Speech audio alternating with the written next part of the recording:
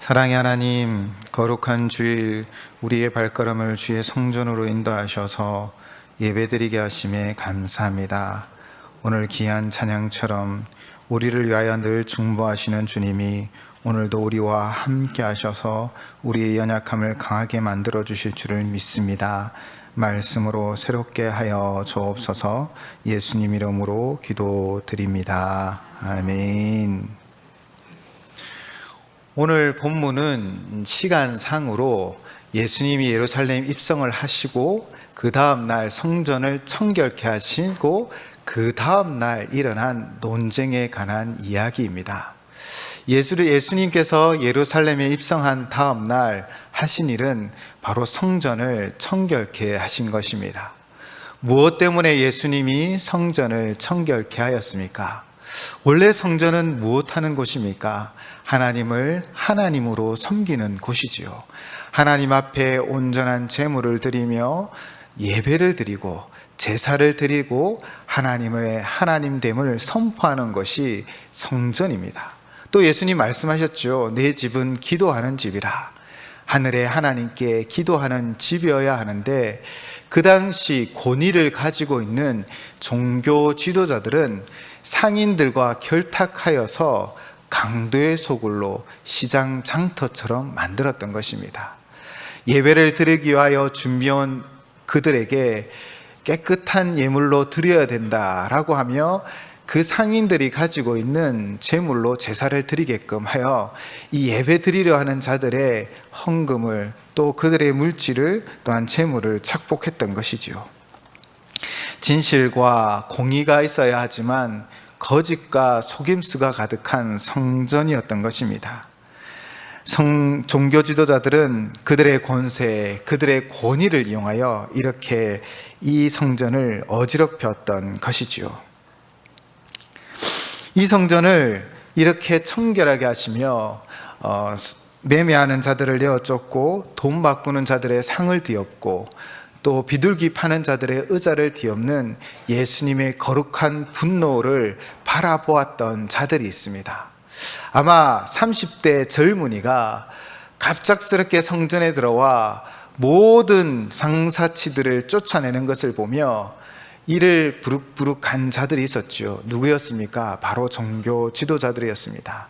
지금 당장은 그의 행동을 제지할 수 없고 사실 그들도 당황스러워 어떻게 해야 될지 몰랐지만 그러나 다시 한번 예수를 만나면 그에게 질문을 하고 그를 무너뜨리고 그의 권위가 없는 것을 드러내고자 했던 것이죠. 그렇게 그들은 작당을 하고 있었습니다. 그 기회가 그 다음 날 찾아왔던 것이죠. 예수님이 성전을 그렇게 청결하게 하고 그 성전의 주인이 하나님이시오 그 하나님의 영광이 드러나야 될 것을 가르치고 몸소 거룩한 분노로 보여주신 뒤에 그 다음 날 예수님이 성전에서 가르치기 시작하셨습니다. 그때 대제사장들과 백성의 장로들이 찾아와 질문을 하게 되어지죠. 오늘 본문 23절 말씀입니다.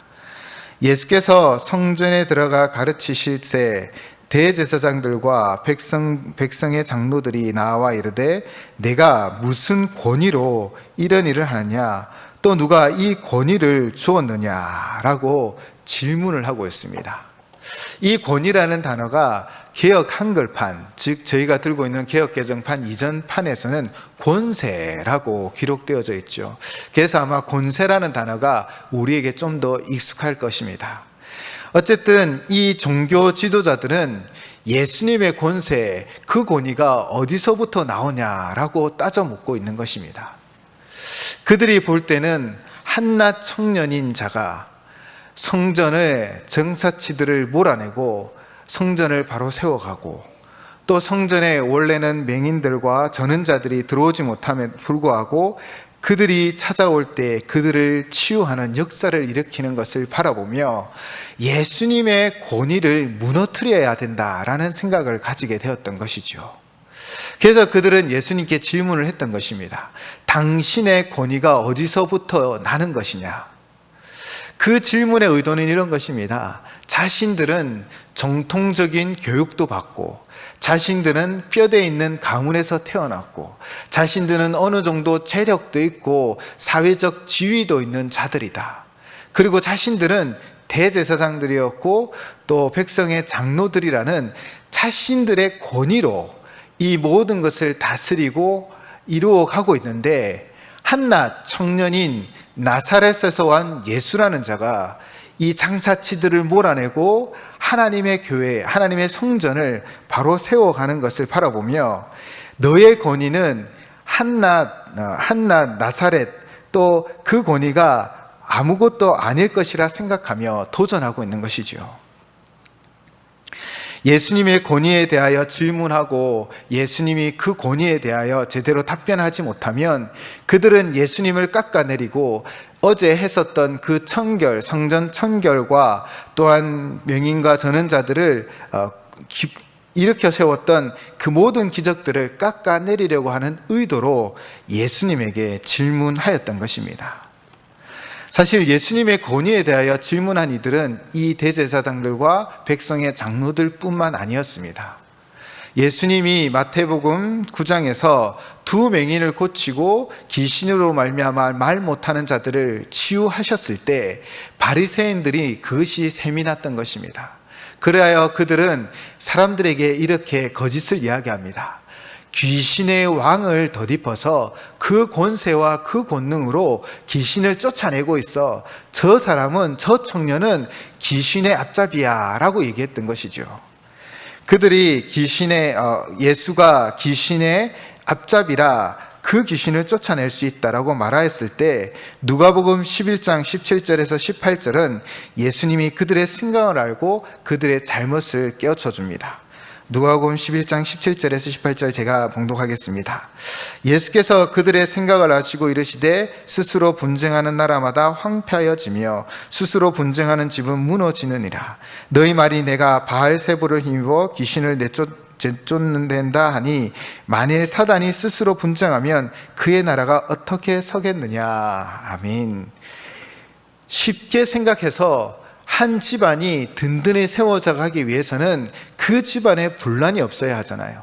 한 나라가 든든히 세워져 나가기 위해서는 그 나라에 그 안에 분란이 없는 것처럼, 만약 그 나라 안에서 스스로 분쟁하면 그렇게 귀신의 왕에 힘입어 귀신을 쫓아내는 이런 일들이 있다면 그 나라가 어떻게 든든히 세워져 가겠느냐라는 이론으로 그 바리새인들의 주장을 물리치고 있는 것이지요.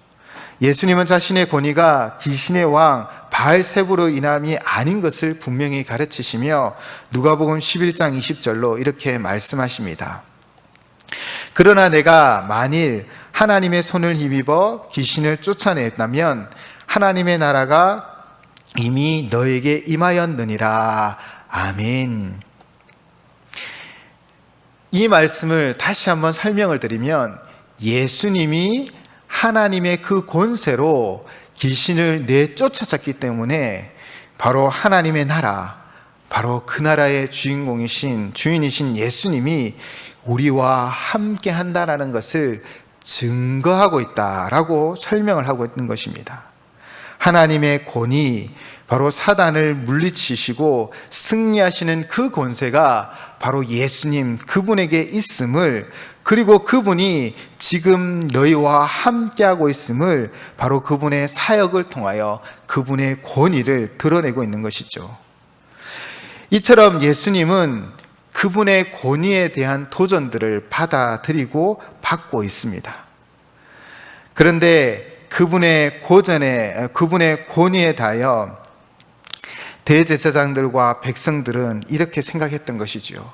앞에서도 제가 잠깐 언급하였지만 자신들은 정통적인 교육을 정기적으로 받았습니다.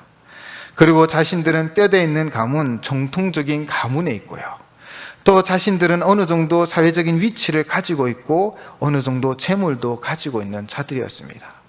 그들은 이 모든 것들이 자신들의 권위가 되어져서 자신들은 권위 있는 자다, 권세 있는 자다라고 주장을 하며 예수님을 바라보니 예수님은 한낱 30대의 청년이요, 또 그는 나사렛 출신이라는 것입니다. 나사렛은 어떤 곳입니까? 요한복음 1장에는 빌립이 나다나엘에게 나사렛 예수를 소개하였을 때 나다나엘이 이렇게 이야기합니다. 나사렛에서 무슨 선한 것이 날 수 있겠느냐.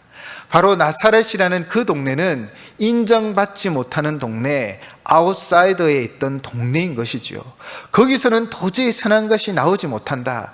즉 예수의 출신은 낮은 천한 출신이다라는 것을 드러내고 싶었던 것이지요.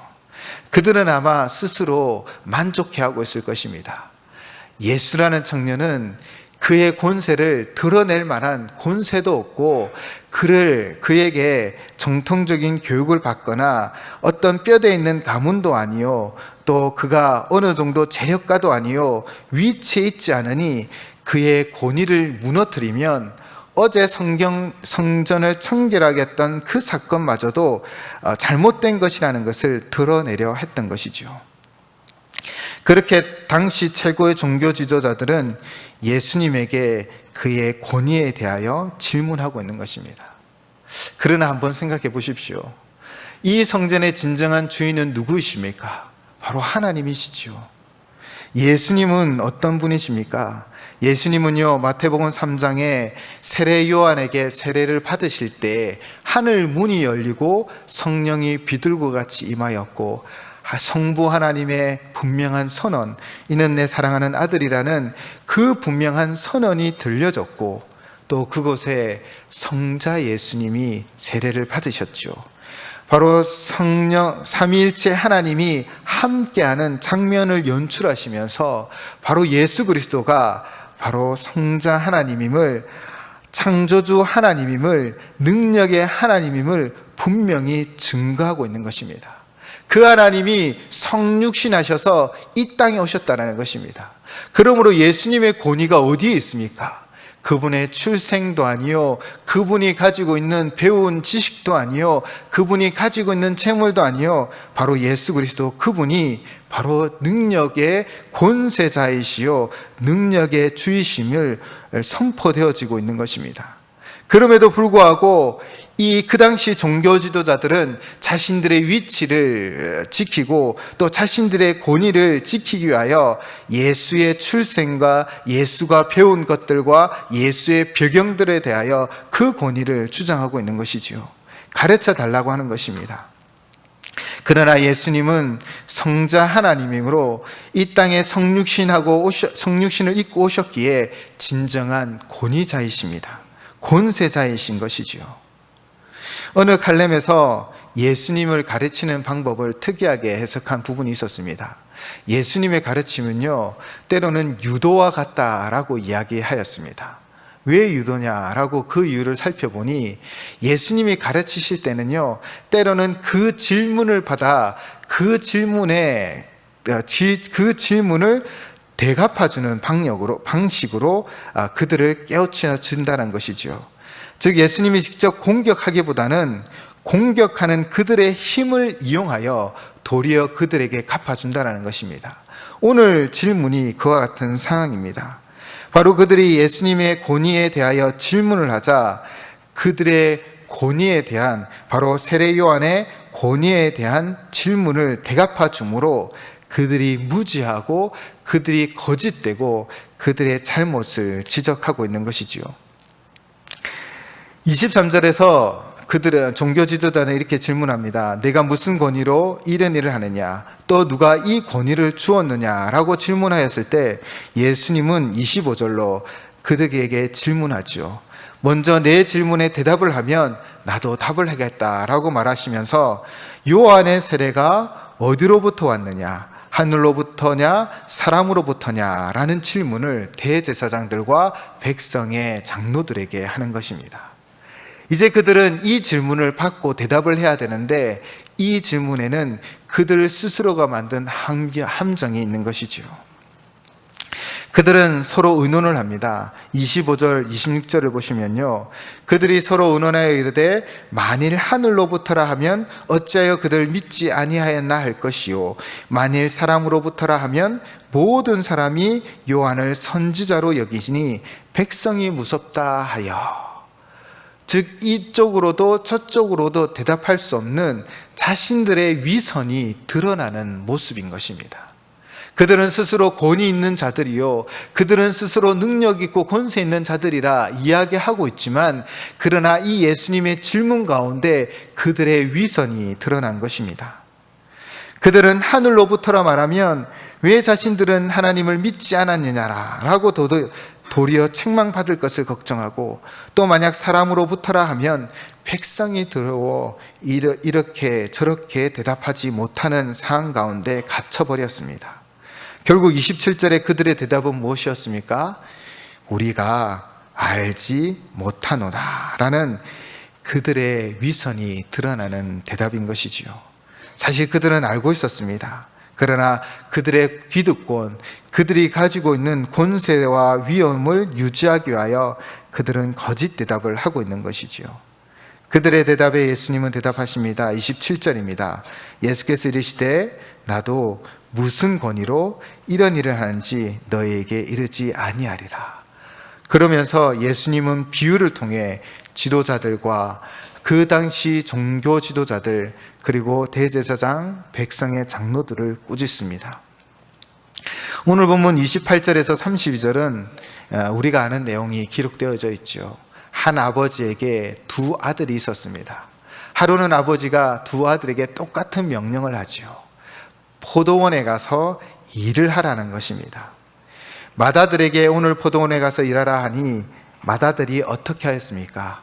아버지 가겠습니다 라고 말은 잘했는데 그 후에 그가 그 일터로 나아가지 않았습니다.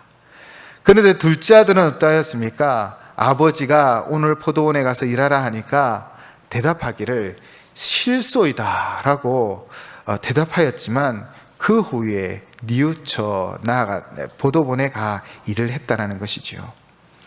주님은 이 사항을 말하며 묻고 답을 듣습니다. 31절 말씀입니다. 그들 중에 누가 아버지의 뜻대로 하였느냐? 이르되 둘째 아들이니이다. 예수께서 그들에게 이르시되 내가 진실로 너희에게 이르노니 세리들과 창녀들이 너희보다 먼저 하나님의 나라에 들어가리라. 아멘. 우리 32절 말씀은 함께 봉독하도록 하겠습니다. 오늘 본문 32절 말씀입니다. 요한이 의의 도로 너희에게 왔거늘 너희는 그를 믿지 아니하였으되 세리와 창녀는 믿었으며 너희는 이것을 보고도 끝내 뉘우쳐 믿지 아니하였도다. 아멘. 예수님의 꾸짖음은 정말 엄한 꾸짖음이었습니다. 그들을 누구보다 못하다라고 말씀하고 있습니까? 바로 세리와 창녀들입니다. 그 당시 이스라엘 백성들이 가장 멸시하고 가장 천대하던 세리와 그리고 창녀들보다 더 못하다라고 지금 선언하고 있는 것입니다. 이 선언하는 동기가 무엇입니까? 지금 이 질책받는 이들은 당시에는 율법에 대하여 정통하고 또 제사법에 대하여 잘 아는 자들입니다. 그들은 어느 정도 지위를 가져서 그 지위를 누리며 내가 대제사장이요 또 백성들의 장로라는 것을 자랑스럽게 여기는 자들이었죠. 그들은 거기에서 권위를 가지고 사람들을 다스리고 때로는 사람들을 가르치려 들었습니다. 그런데 예수님은 지금 차마 비교도 할 수 없는 세리와 창녀들보다 못하다라고 충격적인 선언을 하고 있는 것이지요. 그 이유는 무엇이었습니까? 계속해서 제가 말씀드리고 있듯이 대제사장들과 백성들, 장로들은 바로 그 시대의 종교 지도자들은 하나님께 권위를 드리고 하나님의 권세를 의지하고 하나님을 왕으로 주인으로 모시지 않았다라는 것입니다. 자신들이 행하는 모든 일들의 권위는 바로 자신들에게 있었던 것이지요. 내가 이만큼 배웠는데, 내가 이만큼 가졌는데, 내가 누구보다 더 좋은 가문의 배경이 있는데, 내가 이만한 위치에 있는데, 그들은 그들 스스로가 권위가 되어졌습니다. 그러나 세리와 창녀들은 어떠하였습니까? 그들은 요한의 세리에 즉 요한의 그 권위가 하나님께로부터 오는 것을 믿으며 그 앞에 나아가 회개의 세례를 받았지요. 그는 예수님의 그 권위를 인정하며 그 예수님의 무릎에 앉아 또 무릎 앞에 앉아 자신들의 삶을 내어놓고 회개하고 그 가르침에 순종하였다라는 것입니다. 예수님의 진정한 권위 앞에 그들은 서 있었습니다. 첫째 아들은 말은 좋았습니다. 그렇게 하겠습니다. 외형적인 모습은 어쩌면 이 아들이 진짜 아들이다라고 칭찬받을 만하였습니다. 그러나 그 중심에는 그 아버지의 권위가 없었습니다. 자신 마음대로 행하였지요. 그러나 비록 둘째 아들은 실소이다라고 말하며 어쩌면 그 당시에 부모의 명령을 거역하기에 돌맞아 죽어도 합당한 자이지만 그러나 그 중심에는 아버지의 권위에 대한 인정함이 있었고 그래서 그 아버지의 말씀을 들으며 회개하고 돌이켰다라는 것입니다. 외형적인 모습이 아니라 그 중심이 중요함을 예수님은 오늘 우리에게 말씀하고 있습니다. 대제사장, 백성의 장로, 그 시대의 종교 지도자들, 그리고 사실 오늘을 뒤돌아보면 목사인 저도 또 직분을 가진 직분자들이 정말 우리의 중심에 누구를 두고 있는지를 생각해 보셔야 합니다. 제가 목사라고 그 목사의 타이틀에 권위가 있는 것이 결코 아닙니다. 우리가 어떤 직분과 능력과 힘이 있다고 해서 거기에서부터 우리의 권위가 드러나는 것이 아닙니다. 우리의 중심을 어디에 두고 살아가느냐? 우리가 하나님의 권위를 인정하며 하나님의 왕 되심, 하나님의 주인 되심을 인정하며 살아가는 삶을 살아가고 있느냐? 주님은 우리에게 오늘 말씀하고 있습니다. 너희는 지금 어디에 권위를 두고 살아가느냐? 너희가 가지고 있는 지위와 능력과 물질과 권세와 내 위치, 내 가문에 권위를 두고 살아가고 있느냐? 그러하다면 너희는 지금 이 종교 지도자들과 같은 책망을 받을 것입니다. 그러나 우리의 모습이 어떠하든 우리가 정말 우리의 중심에 하나님의 권위를 받아들이고 하나님만이 우리의 주인이십니다. 주님만이 우리의 왕 되십니다. 라는 그 권위를 인정하며 살아가고 그분 앞에 무릎을 꿇을 때 주님은 우리를 진정으로 받아들이시고 우리를 인정해 주시고 우리를 인도하여 주신다라는 것입니다. 그러한 자가 하나님의 나라를 차지하는 것입니다.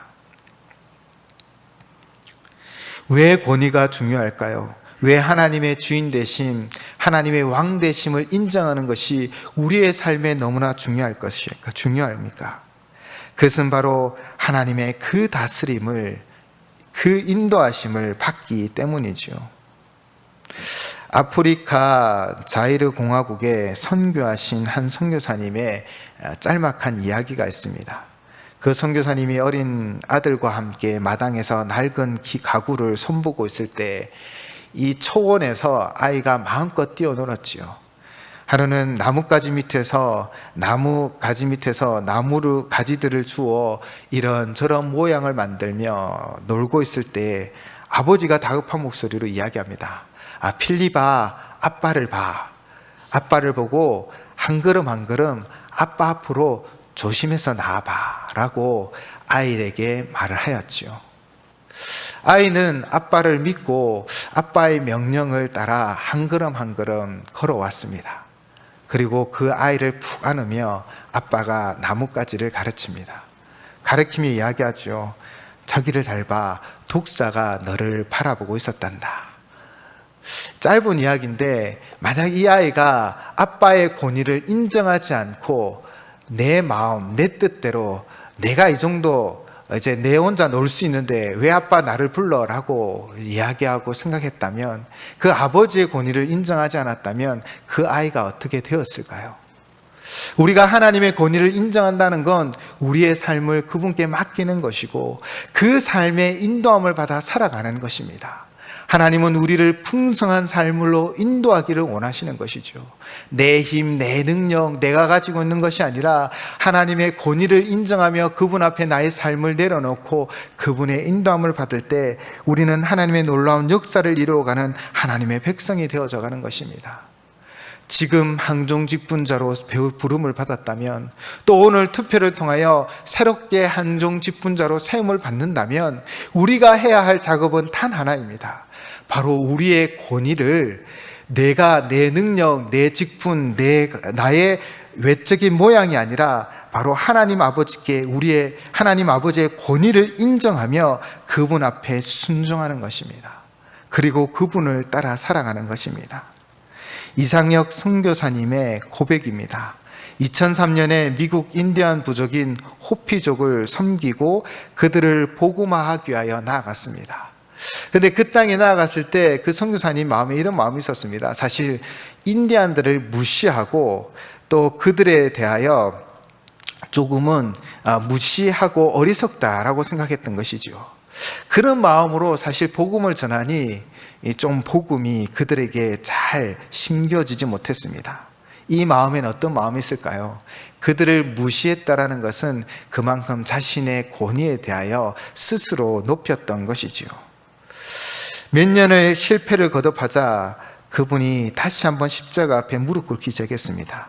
먼저는 인디언들을 무시하고 또 자신의 권위를 드러냈던 교만함을 철저하게 회개하며 나아갔죠. 그렇게 눈물로 사역하기를 얼마 후 320년 동안 그곳에 교회가 세워지지 않았는데 드디어 교회가 세워졌던 것이지요.